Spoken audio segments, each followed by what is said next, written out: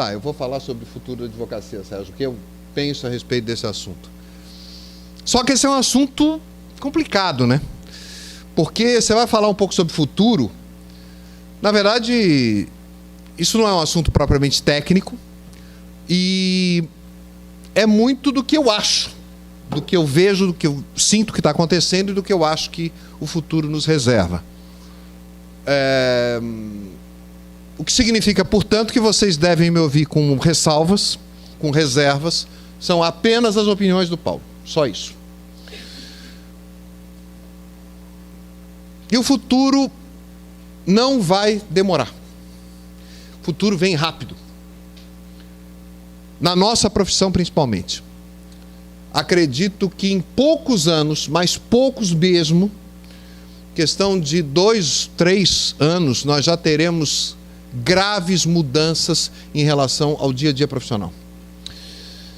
As pessoas às vezes não se dão conta de quão rápido essa mudança acontece.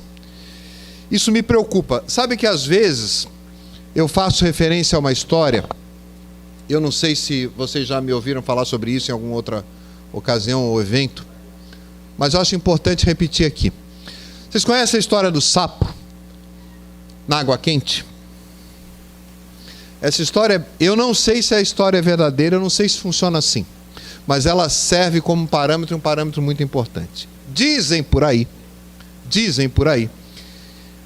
que se você pegar um sapo, jogar dentro de uma panela, se a panela tiver com água quente, na hora que o sapo entra na panela e sente a água quente, ele pula. Ele percebe que a água está quente e salta, foge. Dizem por aí que se você jogar o sapo numa panela de água fria e botar a água para esquentar, a temperatura da água vai subindo aos poucos. E o sapo não percebe que a temperatura está subindo. Quando ele se der conta de que está quente demais, ele já não tem mais energia para pular. Ele já não tem mais força para pular. E ele morre. Reparem que se você jogar na água quente, ele percebe a drástica mudança de temperatura e pula. Se você jogar na água fria, e a temperatura, ao contrário, vai mudando aos poucos, ele não sente a mudança, e quando ele se der conta, é tarde demais e ele vai morrer, porque ficou mais quente do que ele conseguia. Você sabe que o sapo não tem mecanismo de regulação de temperatura.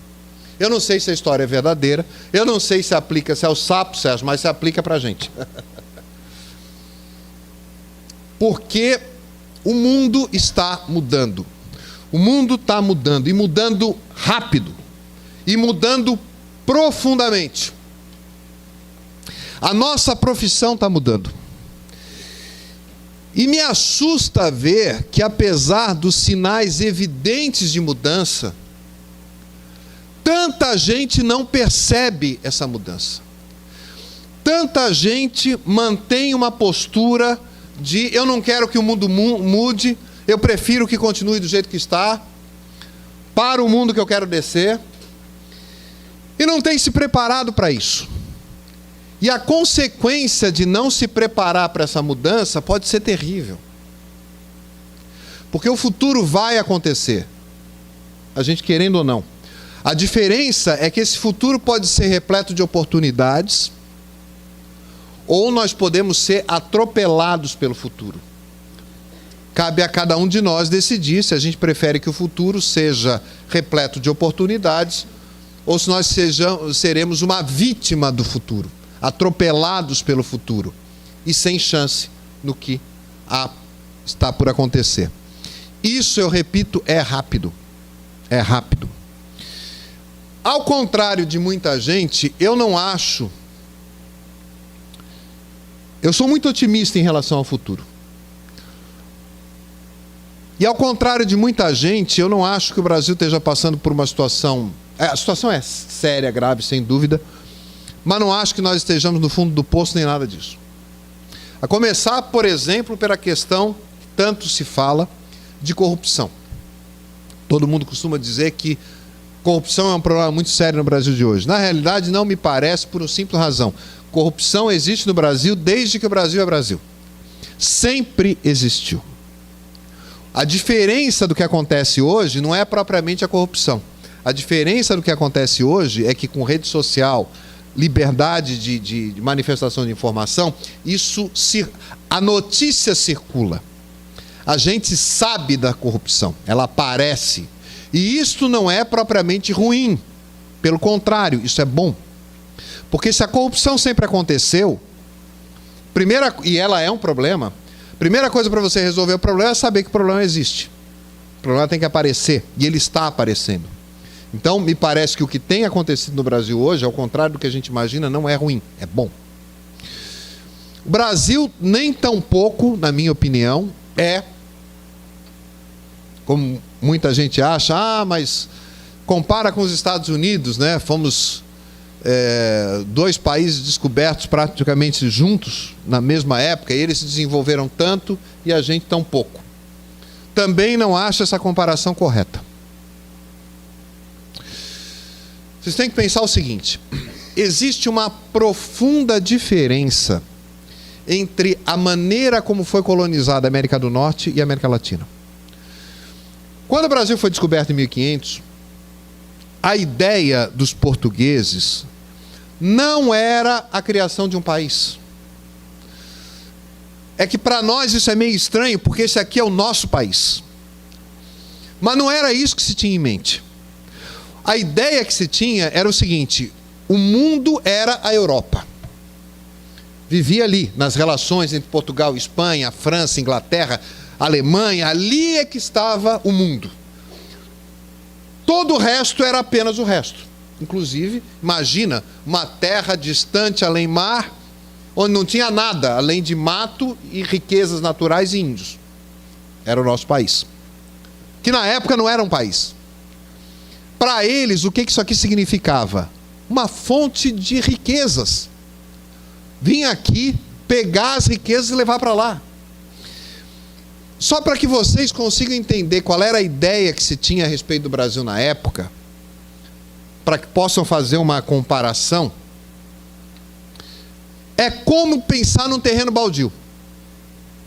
O país, o que nós temos hoje como país, na época, era para eles um terreno baldio. Onde você ia, pegava o que tinha, levava para lá, e não tinha nenhuma ideia de transformar esse terreno baldio numa nação, nem de perto. Isso nunca aconteceu. A ideia de se criar no país, de se criar aqui um país, só aconteceu de fato em 1822. Quando veio a família real para cá, se instalou aqui, aí se começou a pensar numa ideia de país. Tem um livro que eu a todos recomendo, chama-se O Povo Brasileiro, do professor Darcy Ribeiro. Não sei se vocês estão lembrados, faleceu há algum tempo. O professor Darcy Ribeiro foi senador, inclusive, um sociólogo dos mais cultos que o país teve. E nesse livro ele conta algo impressionante. Ele diz o seguinte: de 1500 até 1750, de 1500 a 1750, nós temos 250 anos. É muito tempo. 250 anos. É metade da história brasileira. Vieram muitos portugueses ao Brasil. Claro, foi colonizado, vieram muitos portugueses ao Brasil. Vocês têm ideia, neste período de 250 anos, pelo que se tem registro, quantas mulheres portuguesas vieram em 250 anos? Com registro. Porque portugueses homens vieram, colonizaram isso aqui. Massacraram os índios, trouxeram negros, enfim. Mas quantas mulheres portuguesas vieram em 250 anos para o Brasil? Vocês sabem dessa informação? Sabem quantas? 6. 6 mulheres. Em 250 anos. Vocês sabem o que significa isso? Que o Brasil, o povo brasileiro, é filho de homens portugueses com mulheres índias e negras. Não havia a ideia... A grande diferença que nós temos para os povos, isso quem fala é o Darcy Ribeiro, da América do Norte, é que para a América do Norte, o que aconteceu foram, expressão do Darcy Ribeiro, tá? Famílias transplantadas. Ou seja, famílias inglesas, a família toda, com pai, mãe, filho, sogro, cachorro, todos transplantados para um mundo novo, que se sonhava como quase uma terra prometida, no qual religiosos, no qual eles iriam construir uma nova sociedade, que seria uma sociedade igualitária, justa, tal. Isso foi a ideia que se tinha lá. Aqui era terreno para ser explorado. Não havia, nós fomos paridos na pior das condições, o povo brasileiro. Claro, depois disso, mas já no século passado, vieram imigrações europeias, nós próprios aqui no Sul, somos produto quase todos de imigrações europeias posteriores. Mas lá no começo, não havia nada. Isso aqui era terreno baldio. O Brasil só começou de fato... A primeira ideia de país que se teve, quando a família real veio para cá, e permitiu, por exemplo, porque não era permitido isso, permitiu que houvesse escola, porque isso era proibido. Permitiu que se abrisse os portos às nações estrangeiras, o que significa que podia alguém estrangeiro, porque era um terreno, era como se fosse um terreno com uma cerca e uma porteira que só entra o dono. Qual dono? Português. Por isso que os portos eram fechados.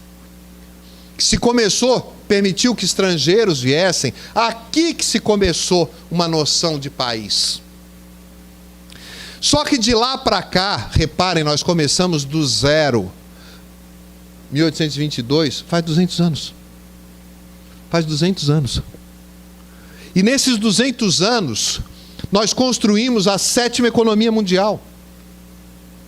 Vocês querem saber, esse país, longe de ser um problema, é um case de sucesso, como muito pouco se tem no mundo. É muito raro você ver casos como esse, um país que em 200 anos nasce do zero. Eu repito, a América do Norte tem 500 e não nasceu do zero. Foram famílias transplantadas. Nós nascemos do zero. E faz 200 anos. Menos da metade do tempo. E já estamos quase emparelhando com eles. Portanto, acredito que esse é um país de sucesso e de futuro. Todo mundo fala, o Brasil é o país do futuro, o futuro que nunca chega. Gente, esse futuro está vindo com uma rapidez incrível. Incrível. E nós estamos nós estamos dobrando uma esquina do mundo. As coisas estão acontecendo. Eu me preocupo com os sapos. Aqueles que não percebem o que está acontecendo.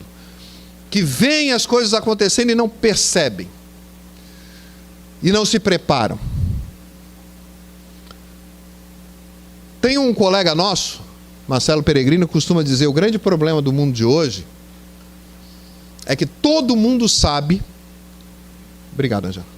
Todo mundo sabe, é uma expressão feliz que ele usou, que o que é velho já morreu. As velhas respostas não atendem mais aos questionamentos.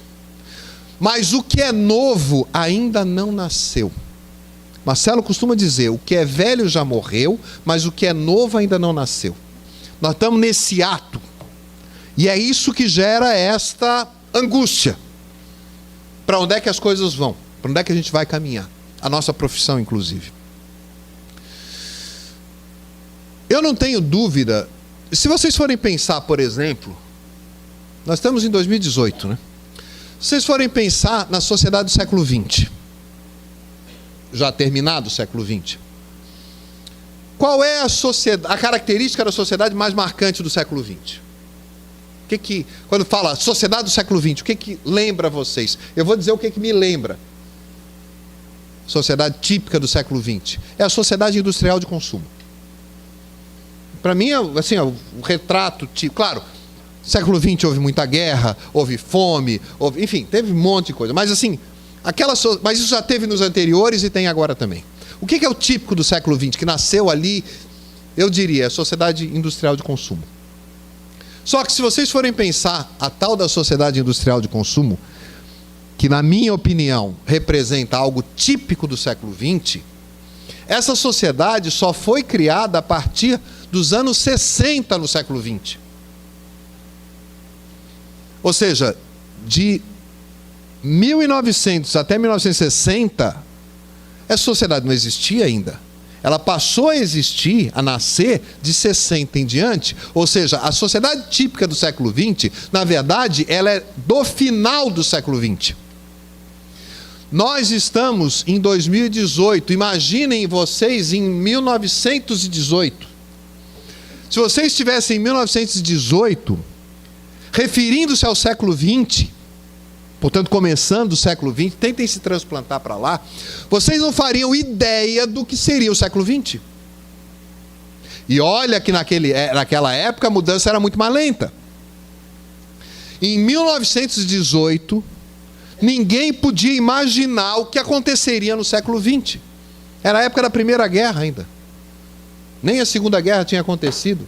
A base da sociedade industrial não tinha sido lançada. Sociedade de consumo não se falava nisso, não se sabia o que era isso. Levou mais 40 ou 50 anos para se criar. O que eu estou dizendo para vocês é o seguinte: abram o olho, porque em 2018 vocês não podem ter noção do que vai ser a sociedade do século XXI. Ela ainda não nasceu. Mas alguns sinais ela já aponta, já mostra. A gente poderia tentar começar a olhar para esses sinais, tentar ver alguma coisa a partir daqui. O que pode vir a acontecer? Porque as coisas estão mudando e vão mudar mais rápido do que aconteceram no século anterior. Bem mais rápido. Eu diria para vocês o seguinte: a sociedade como está hoje não vai ficar. A sociedade hoje está completamente, na minha opinião, doente. A sociedade está doente. Por várias razões, mas eu vou passar algumas coisas para vocês. Acredito que o grau de individualismo e de materialismo que a gente tem chegou num tal ponto e status de deterioração completa de valores, e eu acho pouco provável que isso se mantenha no futuro, porque significaria desmontar a sociedade. Vocês percebem como a sociedade atual, ela se fragmenta. Os laços que unem as pessoas vão se rompendo, vão se fragmentando. Isso desde a família, das famílias, cada um com o seu celular, olhando o seu celular, falta de diálogo, de conversa, etc. Isso passa para a sociedade em geral, cada um preocupado com o seu umbigo, não há mais uma preocupação uns com os outros, com a comunidade, não há aquele espírito de amor ao país, cívico. Isso tudo vai se fragmentando, vai se quebrando. Não tem como manter nisso. Eu acredito que o futuro aponte para uma sociedade mais solidária. Eu acho que, tudo bem, vocês vão dizer, crença do Paulo, é verdade. Mas eu acredito que no futuro existem vários movimentos nesse sentido. Coisas novas, modernas que estão surgindo. Vocês já repararam, por exemplo, como o mundo cada dia fica menos formal, mais informal? As relações o formalismo vai desaparecendo. Em tudo. Na fala, nas roupas. Já repararam, por exemplo, na nossa profissão, que cada dia menos se usa, os homens, gravata? Gravata se usa cada vez menos. Estou vendo aqui que vários colegas estão... tu estás sem gravata, tu estás sem... Vocês... É comum isso. Fórum. Normal. Se encontrar os colegas sem gravata.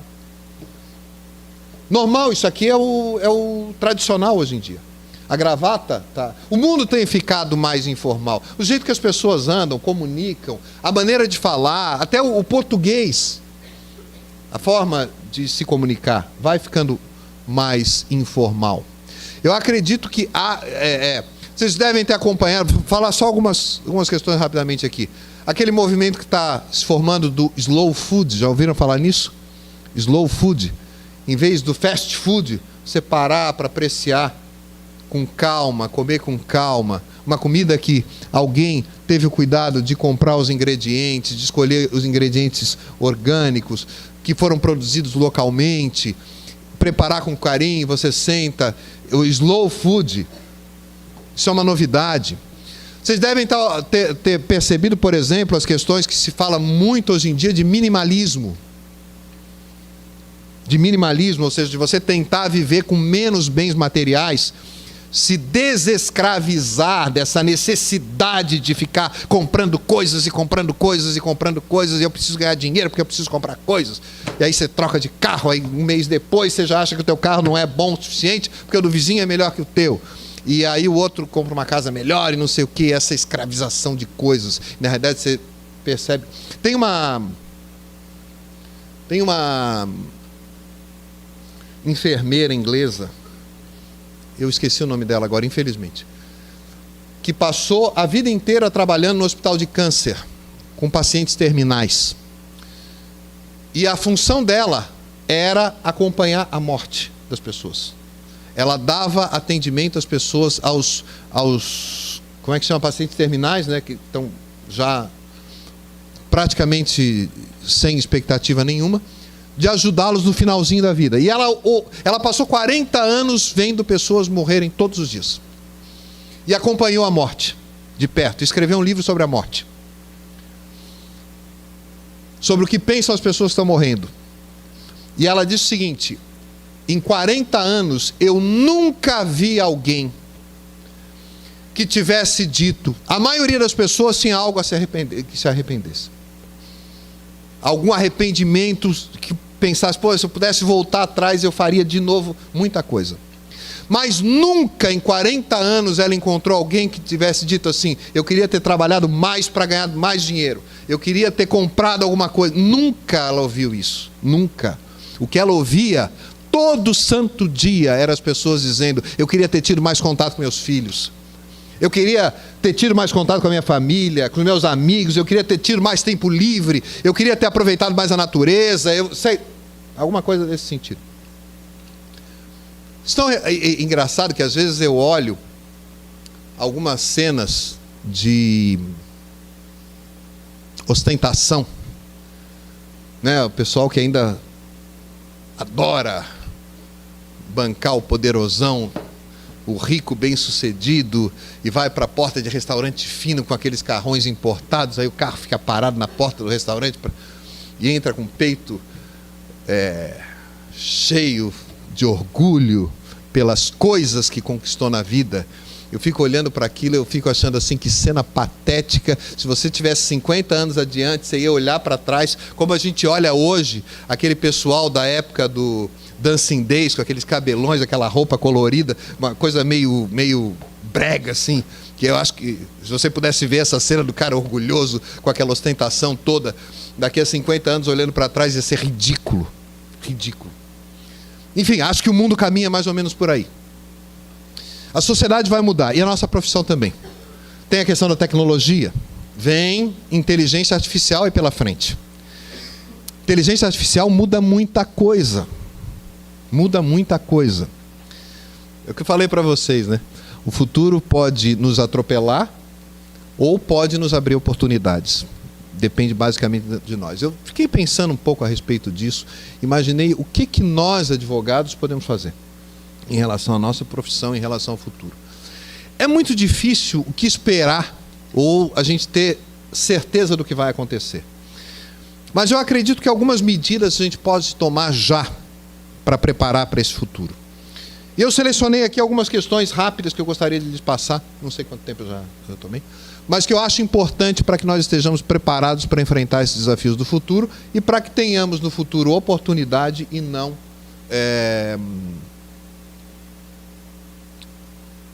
sejamos atropelados por ele. Primeira questão.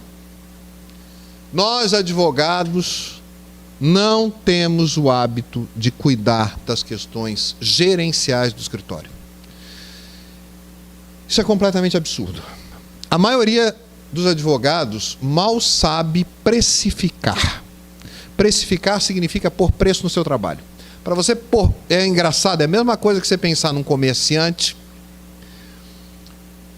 Todo comerciante sabe quanto o produto que ele vai vender custa para saber qual é a margem que ele vai botar em cima, para saber quanto é que ele ganha em cada venda. Isso para ele é a base da base da base. Se ele não souber isso, ele quebra na segunda semana. Pois vocês sabem que boa parte dos advogados não sabe precificar. Não tem ideia, por exemplo, de quanto custa a sua hora de trabalho, quanto custa o seu serviço no escritório. E aí tem problema para precificar. E vocês sabem onde é que acontece isso muito? Com jovens advogados que estão começando no mercado. Que acreditam que por conta disso o serviço deve ser o mais barato possível, mas não sabem quanto custa. E aí é interessante você ver casos tão frequentes de colegas que estão no mercado, que até têm clientela, e em boa parte atrai clientela com um precinho camaradinha. Só que como não tem ideia de quanto custa aquele trabalho, na verdade ele está pagando para trabalhar. Óbvio que isso não vai dar certo. Ali na esquina isso vai quebrar. Ele não consegue entregar o que prometeu, quebra, sai do mercado, evidentemente ainda produz um estrago enorme para os que ficam, porque não sabe sequer precificar. E precificar é só a base, né? Você tem que ter noção de custo, noção de gerenciamento, fazer mais com menos. Acho que a primeira questão que todos nós advogados precisamos para enfrentar o futuro é entender que a advocacia, de alguma forma, também é um negócio e tem que ser visto. Você tem que saber fazer conta. Tem que saber fazer conta. Tem que saber administrar o escritório. Sem isso, é muito difícil você conseguir sobreviver no futuro. Então, a primeira ideia que eu tenho a respeito disso: gerenciamento de escritório é básico. Sem isso, a gente não vai a lugar nenhum. Escritório sem gerenciamento faz parte do século passado. Segundo, não é possível que nós continuemos com esse grau de litigiosidade que existe na sociedade atual e no Brasil por muito tempo. Isto vai acabar. Nós temos em Santa Catarina, na Justiça Estadual, por exemplo, cerca de 3 milhões de processos tramitando. Isso significa um processo a cada 2 habitantes, incluindo crianças, bebês, velhos, jovens, só na Justiça Estadual, fora a Justiça do Trabalho, fora a federal. Como não existe um processo para cada 2 pessoas, existem várias pessoas com muitos processos. Esse grau de litigiosidade não vai se sustentar. Vocês sabem que houve um tempo em que aqui no Brasil existia a figura do chamado, eu não sei se os mais jovens ouviram falar nisso, do juiz de paz. Né, Sérgio? O juiz de paz. Que era meio que um conciliador na época. Depois disso, vários problemas que hoje terminam no fórum eram resolvidos pelo delegado de polícia. O delegado de polícia cuidava da briga do marido e da mulher, da questão do consumidor pequena, era tudo resolvido na delegacia de polícia. Isso tudo hoje para no fórum. Por conta disso, existe uma cultura arraigada na advocacia, que eu acho que tende a desaparecer, voltada para o litígio. E eu até procuro entender de onde é que isso nasceu. Eu fico pensando o seguinte: meu pai completou 89 anos agora, vai fazer 90 anos. Conhece, Ana? O pai não conhece? E eu cresci vendo, claro, cresci com ele, vendo meu pai, e ele é um cara extremamente bravo. E eu fiquei pensando nos meus avós. Avô, homens, avô, paterno e materno. Esses mesmo eram mais bravos ainda. Eu não sei teus avós como é que eram, mas naquela época era comum. O homem era muito bravo. Eu não sei por quê. Não sei se é uma forma da época de autoafirmação. Era para mostrar virilidade. Ou era para mostrar, sei lá o quê. Mas era típico isso. O homem era muito bravo. Aí dava... Olhou feio, já saía, era morte. A honra se defendia com sangue. Essas coisas. Agora, se era assim com as pessoas, vocês imaginem o que acontece com os advogados deles. Tinham que ser ainda mais. E aí criou-se, ou seja, advogado bom é o cachorro bravo.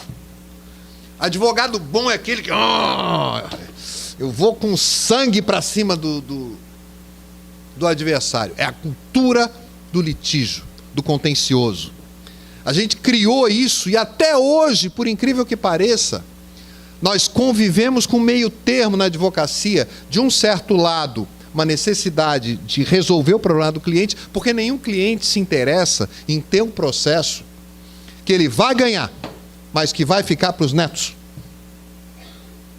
Ele não quer saber de ganhar, de que os netos ganhem. Ele quer o resultado agora. Ele quer resolver o problema.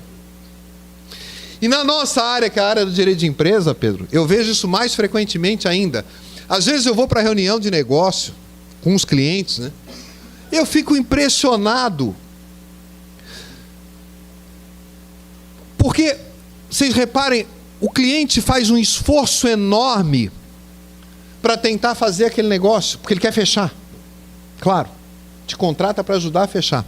Aí o advogado chega, não, isso aqui não dá, isso aqui não pode.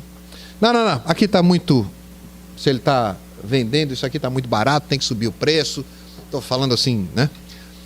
Botando defeito no que pode. Obstáculo no que pode. O cliente olha...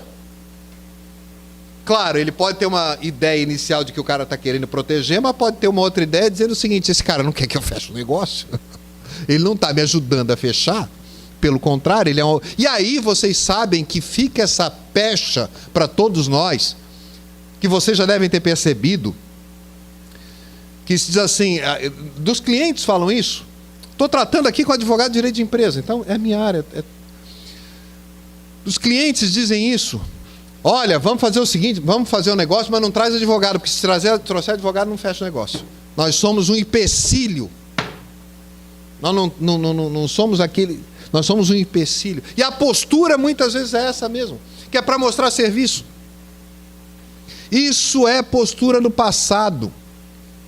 O advogado do futuro é o advogado que ajuda. Porque se você estiver nessa postura... Eu não sei se vocês estão percebendo, você para o cliente é custo.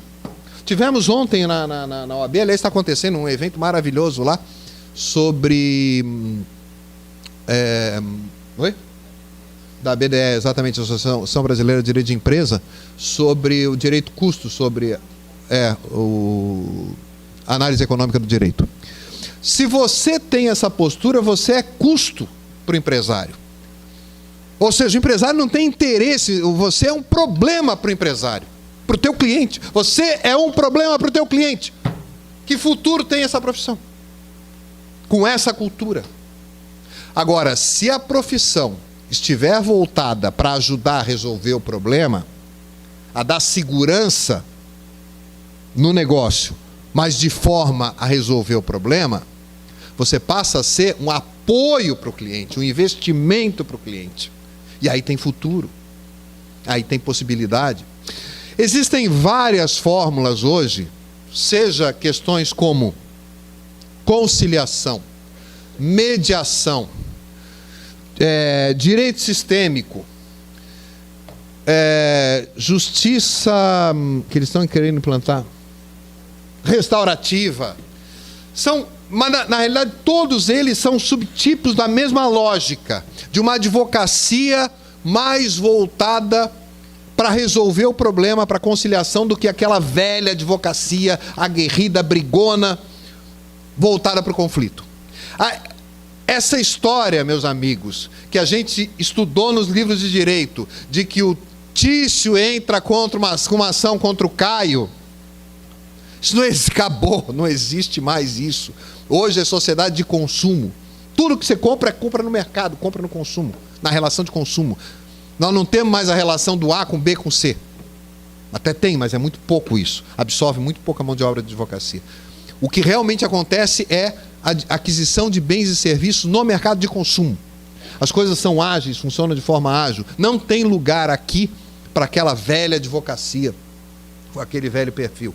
Acredito que, para o futuro, a tendência seja uma advocacia mais voltada, advocacia de negócio, menos uma advocacia de conflito, de contencioso, mais uma advocacia de negócios.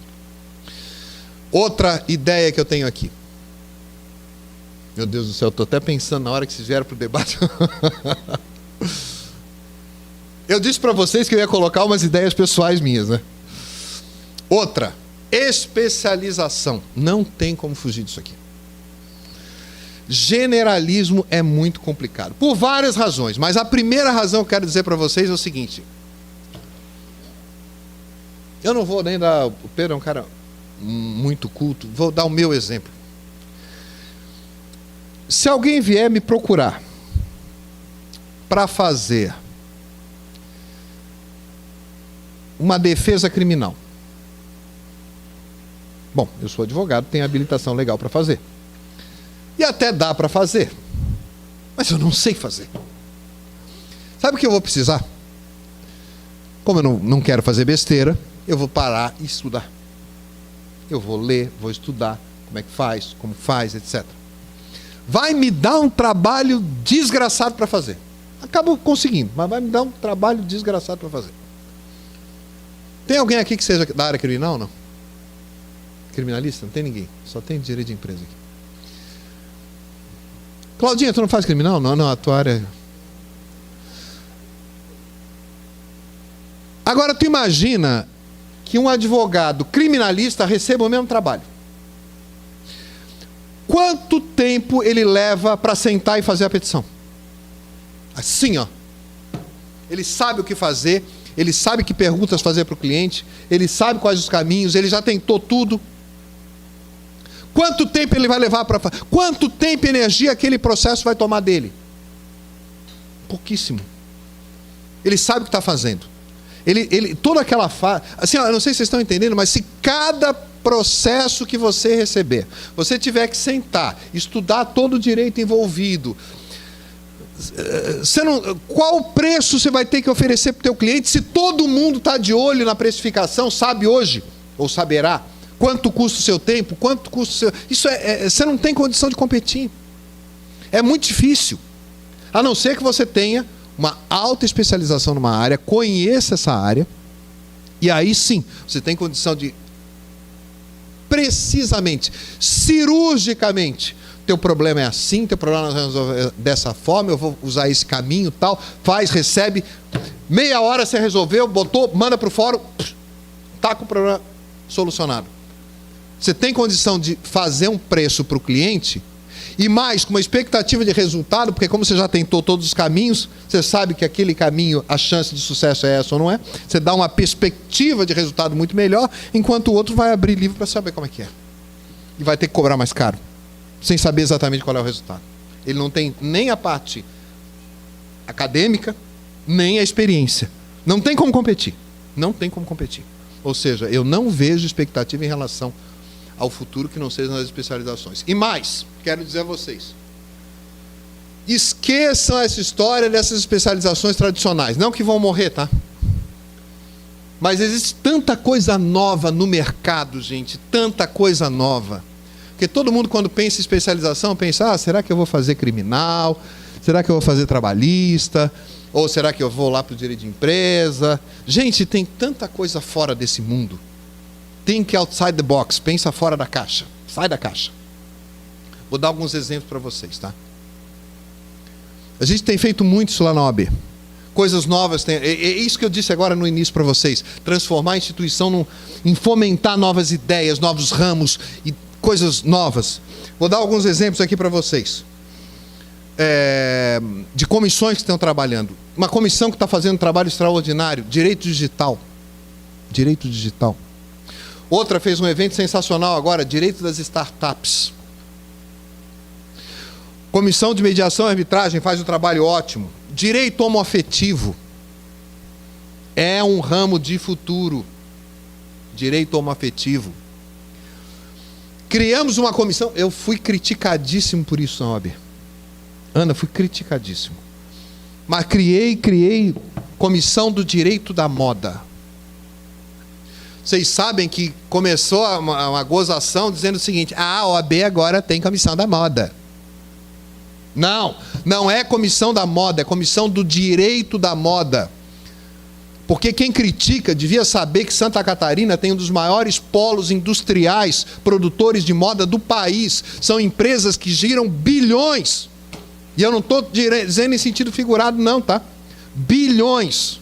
É real, por ano. E vocês sabem quem são os advogados que advogam para eles? Rio São Paulo. Que falta qualificação para a advocacia de Santa Catarina para atender o parque industrial de Santa Catarina. É um ramo que gira muito. Você tem que saber, as empresas desse setor precisam do que especificamente? Por exemplo, quais são os problemas de natureza tributária que as empresas do setor de moda enfrentam? Quais são os problemas de natureza trabalhista que as empresas do setor de moda enfrentam? Quais são os problemas com fornecedores que as empresas do setor de moda enfrentam? Não adianta você chegar lá para saber quais são. Você tem que estar dentro, você tem que já conhecer, saber. Especialização, entenderam? Especialização. Esses dias eu assisti uma palestra com um colega do Rio de Janeiro, especialista numa área, Sérgio, que eu nunca imaginei que existisse. O cara é especialista em concursos públicos. Dentro do direito administrativo. Ele só atende pessoal que presta concurso público e tem algum problema com a banca, não sei o quê.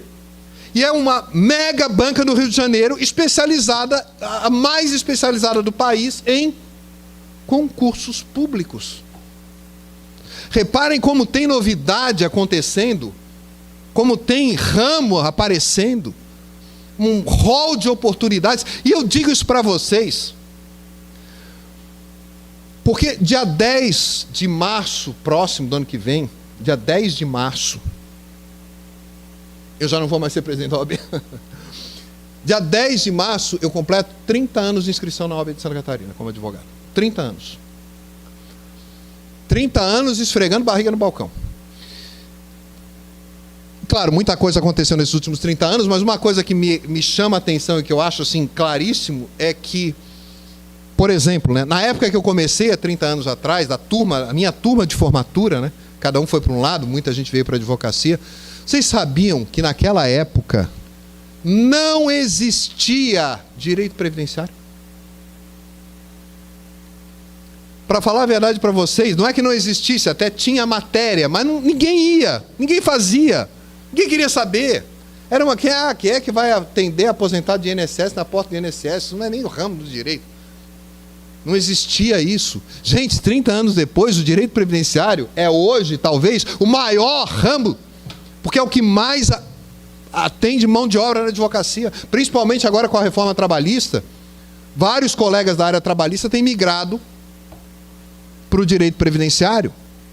O direito previdenciário é hoje, provavelmente em termos de número de advogados que trabalhem, o maior ramo do direito.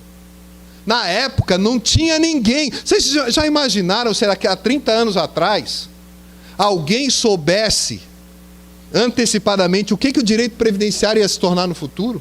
Estava rico. Estava rico hoje. Qual é o direito previdenciário do futuro hoje?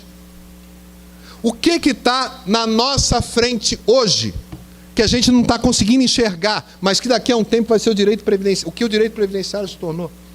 Quais especializações são essas? Para onde é que o mundo vai caminhar? O que tem no futuro? Outra, tecnologia. Não tem como vocês viram aqui, né? Ali na Convergência tem um ponto, não sei se vocês lembram, que ele disse o seguinte: se o teu negócio não pode ser feito no celular, esquece. Ramos de negócio para o futuro. Não necessariamente advocacia, ramos de negócio. Quer montar um negócio, diz o seguinte: teu negócio vai ter futuro, tem futuro ou não tem futuro? Depende, se puder ser feito no celular, ele pode ter. Se não puder ser feito no celular, ele não tem futuro. Então, tem que lidar com tecnologia. O direito hoje já é assim. Todo o direito, o trâmite já é digital, e isso é só o começo, daqui para frente muito mais ainda, interação com outros sistemas. Então não tem como você querer aquela história de advogado que não gosta de computador. Esquece, tem que estar ligado com isso. E uma outra questão, última, já estou acabando, tá? Que eu acho muito importante, que é o seguinte: nós vivemos no mundo da informação. Nós temos informação na ponta do dedo com o computador, com o celular. Qualquer coisa ligada à internet. A internet, ao contrário do que a gente acha, é uma enorme fonte de lixo. Informação que não presta. Não é que não tenha informação valiosa ali, tem. Mas ela não está passeando e... O que está passeando... A gente diz que a gente tem muita informação, o que a gente tem é muito lixo pela frente, tá? Porque informação não se busca em Facebook e WhatsApp. Informação de qualidade não vem via Facebook e WhatsApp. Está na internet sim, mas não ali. E direito, meus amigos, tem uma coisa que nunca mudou e eu acho que nunca vai mudar. Direito precisa de leitura. Direito precisa de leitura. Esses dias eu estava conversando com o professor Castro, de São Paulo, Direito Processual Civil, que veio dar uma palestra aqui para a gente. Oi? Scarpinello. E o Castro é um autor conhecido, tem vários livros publicados, que ele estava me dizendo assim, a gente estava falando sobre sociedade de informação e tal, ele deu uma gargalhada. Ele disse assim: Paulo, eu nunca vendi tão pouco livro quanto agora. Eu nunca vendi tão pouco livro. Ninguém mais vende livro, não existe mais doutrina. Não existe mais doutrina. Porque as pessoas vão rapidinho fazer uma pesquisinha rapidinho ali no Google, ver o que tem e deu. Gente, ninguém, se você tem perspectiva de um mercado extremamente apertado no futuro, porque vai ser, e você quer ir com o Google, claro, isso ajuda, tá? Quando você precisa de uma informação rápida, mas não dispensa a profundidade intelectual. E é engraçado que às vezes eu vejo, principalmente os jovens, dizendo assim: pô, mas como é que eu vou me diferenciar da maioria? Né? Tanta gente vindo, todo mundo com informação na mão. Cara, está óbvio. Que informação na mão? Qual informação na mão? Google. Claro, você até tem condição, você vai buscar pelo Google a informação das universidades europeias, se for o caso. Mas, convenhamos, não é isso que a maioria faz. Se satisfaz sabendo o que está rolando com os amigos via Facebook e WhatsApp, e pega uma outra coisinha no Google só para preencher a petição. Isso não resolve o problema para o futuro. Profundidade intelectual. Por quê? Porque direito é argumentação. E argumentação você tem que aprender a organizar as ideias, desencadear as ideias, fechar uma com a outra, começar de um ponto e terminar no outro ponto, ter uma conclusão, um início, meio e fim. Se você não consegue aprender a raciocinar dessa... E onde é que você raciocina e aprende a raciocinar? É Bíblia, é lendo, não tem outro jeito. Não tem outro jeito. Porque quando você está lendo, você vai devagar e o autor do livro vai te levando, vai levando o teu cérebro naquele desencadeamento lentamente. E você vai aprendendo a fazer, o teu cérebro vai aprendendo a fazer aquilo. Não adianta querer aprender com dicasinha do Google que não funciona. Ou seja, meus amigos, acho que eu já passei do tempo, mas eu só queria encerrar dizendo o seguinte para vocês. Eu vejo o futuro como muita oportunidade. Acho que este é um país de muito futuro. Acho que a gente está... Nós somos extremamente privilegiados por sermos brasileiros, por estarmos aqui nesta época que todo mundo critica tanto. Nós temos um país decolando. Eu sei, as coisas estão mudando, mas vão mudar, e se a gente estiver preparado para essa mudança, vai estar muito bom. A advocacia vai mudar, a sociedade vai mudar, e a gente tem que estar preparado para isso. Agora, evidentemente, quem não se preparar vai ser atropelado pelo futuro. É uma questão de escolha, se você quer ser atropelado pelo futuro ou se você quer surfar na onda das oportunidades do futuro. Espero que vocês tenham gostado. Obrigado.